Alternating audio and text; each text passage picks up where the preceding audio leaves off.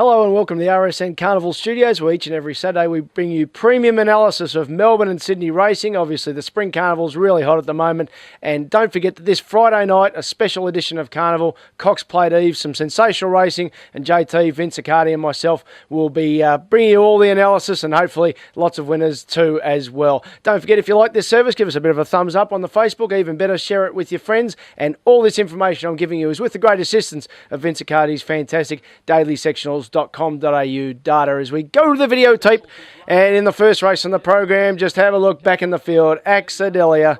Oh dear, it was a hard one for punters to cop.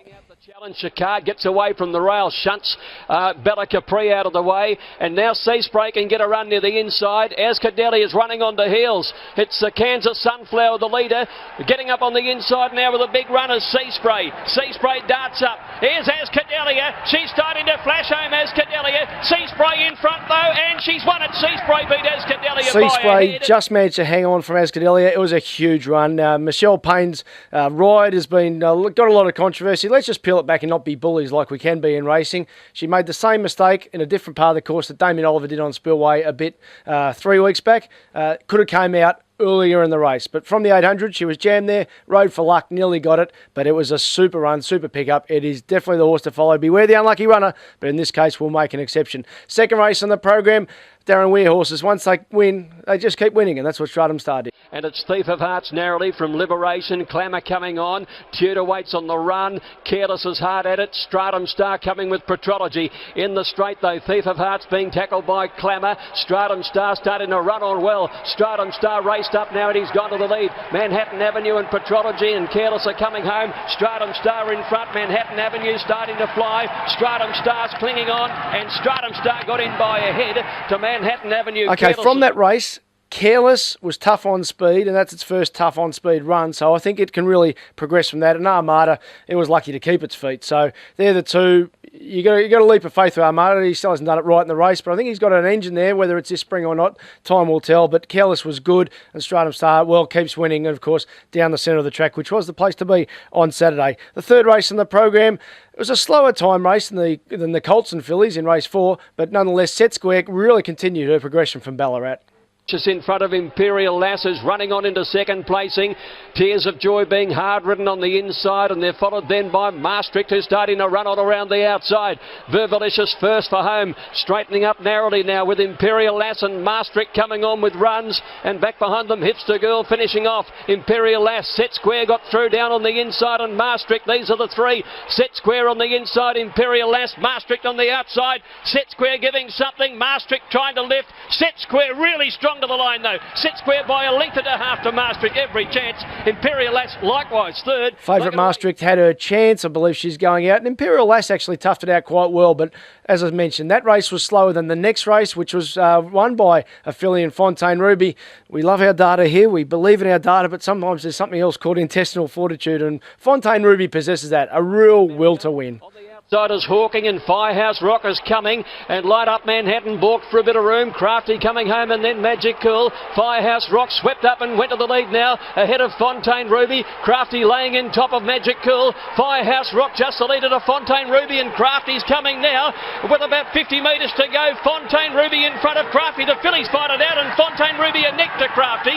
About 3/4 Firehouse Rockers. The question third. going forward for Fontaine Ruby was that a gut buster? It was really fast early on Vince's numbers. Magic Cool didn't have a lot of luck, and that was a good progression from its Flemington race nonetheless, and Crafty will go back to fillies and probably be very hard to beat. Race 5 on the program, well, Lucky Hustler got the perfect slingshot run, improved with the blinkers first time after unfortunately just getting beaten at Flemington when it looked to have the race won. Back Sowers under the Leuven Mutual Trust and Smoke and Joey. Limes is coming around the home turn. He's going to be the leader for the judge from Flamberge and Riverlad, who's done it tough. Final Crescendo behind them, and then Riker. Here comes Lucky Hustler. He's starting to finish off well, and General Ife is coming with him. Limes in front below the 200, but not for long. Lucky Hustler claims him. Smoke and Joey's coming home. Under the Louvre's coming home also, but it's Lucky Hustler who's clear, and it's his day-to-day with the blinkers back on. Lucky Hustler won it by 3 lengths to Under the Louvre. General Ife Lucky Hustler dominant in the right part of the track. It's It's Monday as I tape this morning. I think Lebaz has just got out now, so who knows? But well, the reality is it's going to bring him on anyway, and his best distance is a mile. So there's a difference between an unlucky run and just not getting out at all, and that's what happened to Lebaz. Manuanui, that's a good progression, actually. I mean, that first up win was his first win since 2011, so showed a little bit of speed, bit of a mid-race slowdown, bit of traffic. He could improve off that because you know he does have the talent.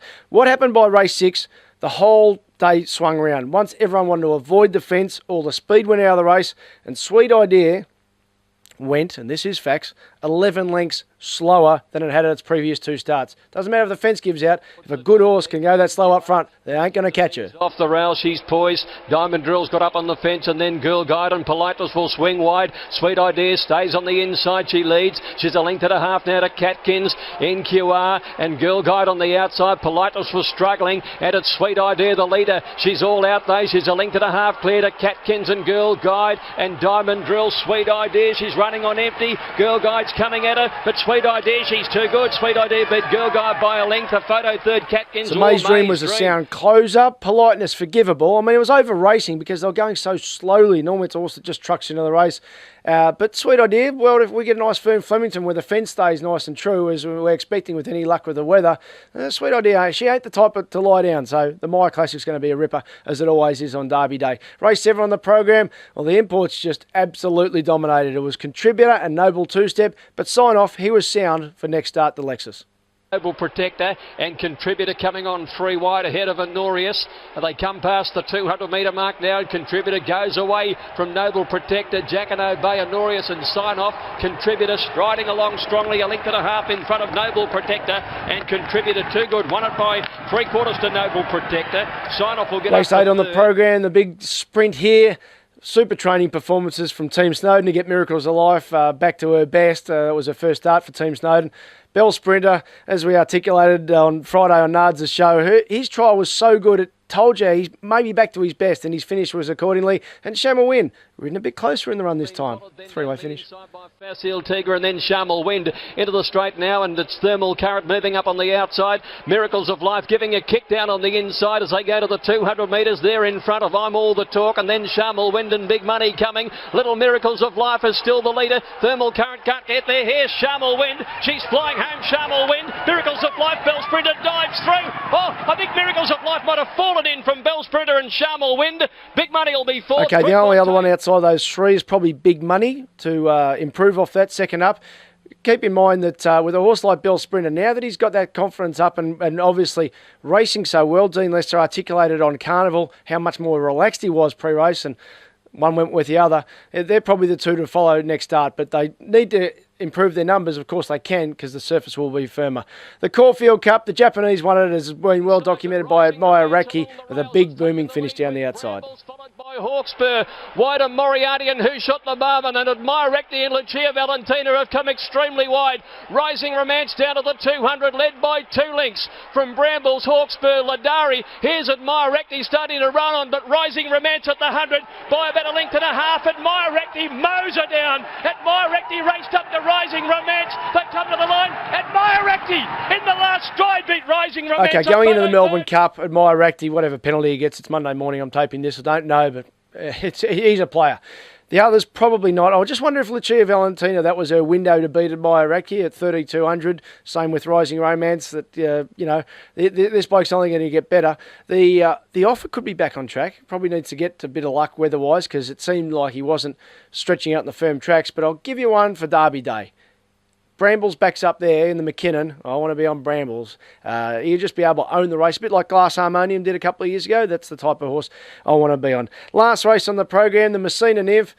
For those who did our work early, we weren't expecting the wide barrier to be an advantage. It was an advantage. It was in the right spot, but it was terrific and very strong on the line.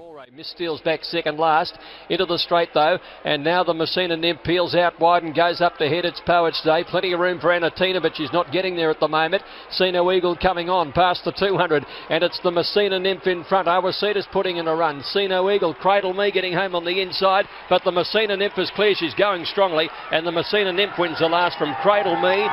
Sino Eagle in the photo for third with Vain Attraction. So Messina Nymph beat Cradle Me, who was huge because it was against that slower section on the inside rail and really surged hard. It's going to really elevate come Flemington. I think it can win the right race, of course, in the Flemington Carnival. And unfortunately for those of us on Anatina, it pulled up with a 3 out of 4 mucus, which... it's vet stuff. I don't know, but I know you probably wouldn't want to have 3 out of 4 mucus. So that's horse racing. If you want to keep your money nice and safe, put it in a bank. Don't bet on racehorses, but that's what we try and do, or why we love the sport. As mentioned, we're back here Friday night for a special edition of Carnival from Moonee Valley, as well as the huge Cox Plate Day coverage. And all of my stuff can be found at racetrackralphy.com.au.